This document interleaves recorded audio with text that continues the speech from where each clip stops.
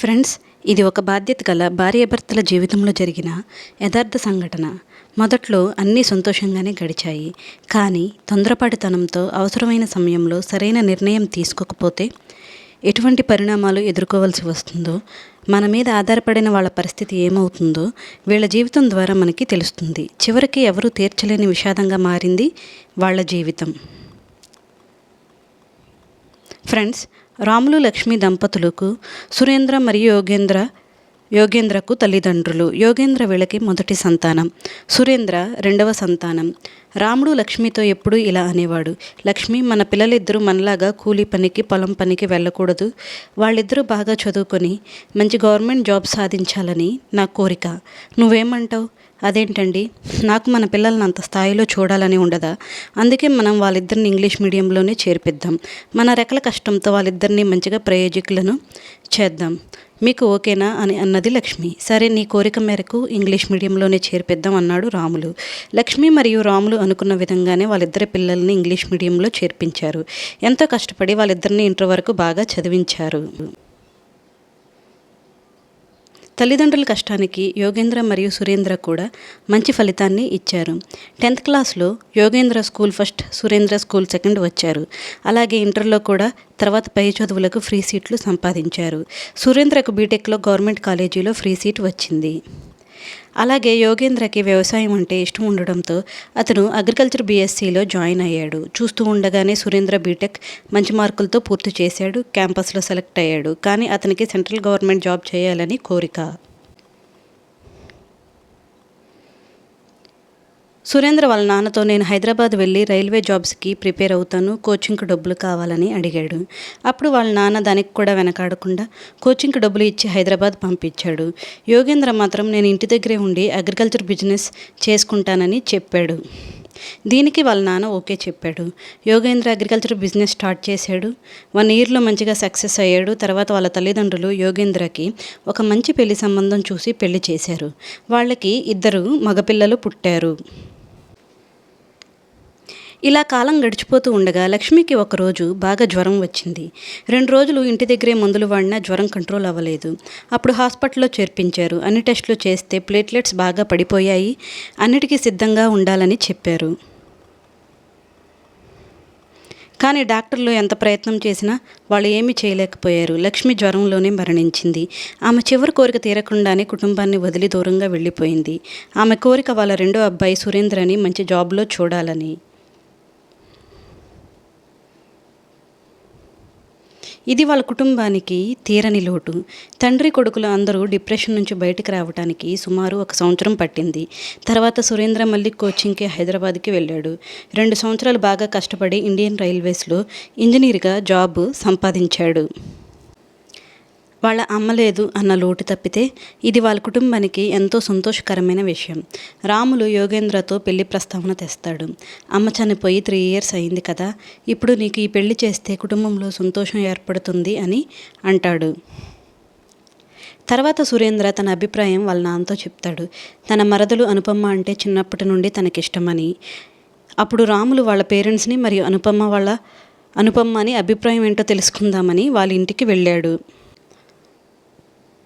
అనుపమ తల్లిదండ్రులు రాములు గారు, మా అమ్మాయికి ఇష్టమైతే మాకు ఇష్టమే అని చెప్తారు. అప్పుడు అనుపమ సిగ్గుపడుతూ నాకు బావంటే చిన్నప్పటి నుండి ఇష్టమే అని చెప్తుంది. అనుపమ సురేంద్రకి ఎంగేజ్మెంట్ డేట్ కూడా ఫిక్స్ చేశారు. ఇద్దరు మంచిగా ఒకరి అభిప్రాయాలు ఒకరు పంచుకున్నారు. అప్పుడు అనుపమ వాళ్ళ బావతో నాది ఒక కండిషన్, నాకు మాత్రం గవర్నమెంట్ జాబ్ చేయాలని కోరిక, నేను మాత్రం ఖచ్చితంగా జాబ్ చేస్తాను అని సురేంద్రతో అంటుంది.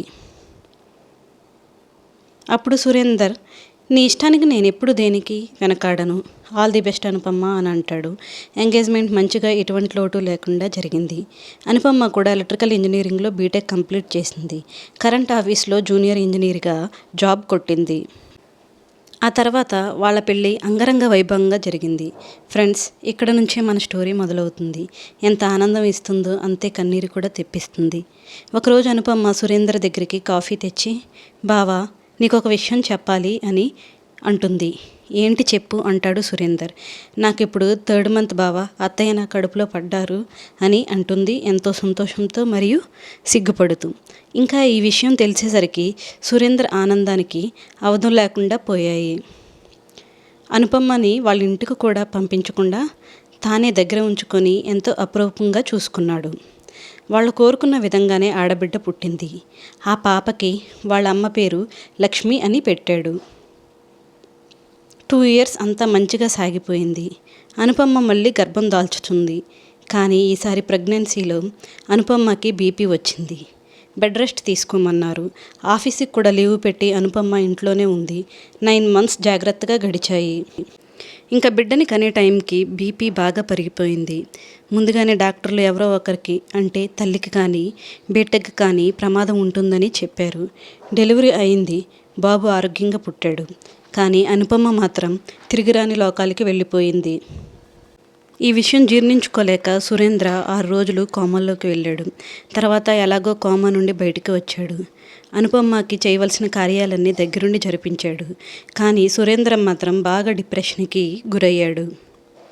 చిన్నప్పటి నుండి ప్రేమించిన తన భార్యని మర్చిపోవటం తన వల్ల కావడం లేదు. డిప్రెషన్కి మందులు వాడినా వాటి వల్ల లాభం కూడా లేదు. తన తండ్రి, అన్న, అత్తమ్మ వాళ్ళు ఎవరు ఎన్ని చెప్పినా తన మనసు డైవర్ట్ అవ్వట్లేదు. తరచుగా పిల్లల్ని చూస్తూ భార్యను తలుచుకొని ఏడుస్తున్నాడు. కాలం ఇలా గడుస్తుంటే వాళ్ళ నాన్న జాబ్లో అన్న చేరితే మైండ్ డైవర్ట్ అవుతుందని 2 నెలల తర్వాత సురేంద్రని మళ్ళీ జాబ్లో జాయిన్ చేయించాడు. కానీ తన మనసు అస్సలు నిలకడగా లేదు. ఎప్పుడు అనుపమ్మ మరియు పిల్లల ఆలోచనలే. ఎంతకీ బయటికి రాలేకపోతున్నాడు. తన పిల్లలకు తల్లి లేకుండా పోయిందని, పిల్లల జీవితం ఏమవుతుందని, చివరికి డిప్రెషన్లో తన కన్న పిల్లల గురించి కూడా ఆలోచించకుండా చేయరాని నేరం చేశాడు. రైలు పట్టాల క్రింద తలపెట్టి ఆత్మహత్య చేసుకున్నాడు. బాడీ కూడా గుర్తుపట్టలేనంతగా ఛిద్రమైంది. అసలే పిల్లలకి తల్లి లేకుండా పోయింది. ఇప్పుడు తండ్రి కూడా లేడు. చిన్నప్పటి నుండి పిల్లలకు తల్లి ప్రేమ, తండ్రి ప్రేమ లేక సురేంద్ర చేసిన తప్పు వల్ల అనాథులుగా మారారు. సురేంద్ర జాబ్ 18 years తర్వాత వాళ్ళ అమ్మాయికి వచ్చే విధంగా కోర్టు తీర్పు ఇచ్చింది. అలాగే సురేంద్ర, అనుపమ్మ దాచిన డబ్బు, పైగా వాళ్ళు చేసిన పాలసీలు ఇద్దరికి సమానంగా వచ్చేటట్లు వీలునామా రాశారు. సురేంద్ర, అనుపమ్మ ఇద్దరు పిల్లల బాధ్యత వాళ్ళ మేనమామ తీసుకున్నాడు. ఫ్రెండ్స్, ఇక్కడ అనుపమ్మ రాత విధి రాస్తే సురేంద్ర శనికావేశంలో తన రాత తానే రాసుకొని పిల్లలకి తీరని లోటు మిగిల్చాడు. ఆ పిల్లలు ఎదుగుతూ ఉంటే అటు తల్లి ప్రేమ లేక ఇటు తండ్రి ప్రేమ లేక వాళ్ళ పరిస్థితి ఎలా ఉంటుందో ఊహించుకోండి. ఎంత సొంత వాళ్ళు చూసినా తల్లి తండ్రి అవుతారా? సొంత వాళ్ళ మనసు ఎప్పుడు ఒకేలాగా ఉంటుందా? కానీ మనం ఈ పిల్లలకి అంతా మంచి జరుగుతుందని కోరుకుందాం. ఈ స్టోరీ కనుక మీకు నచ్చినట్లయితే లైక్ చేయండి, షేర్ చేయండి మరియు సబ్స్క్రైబ్ చేయండి. Thank you for watching friends.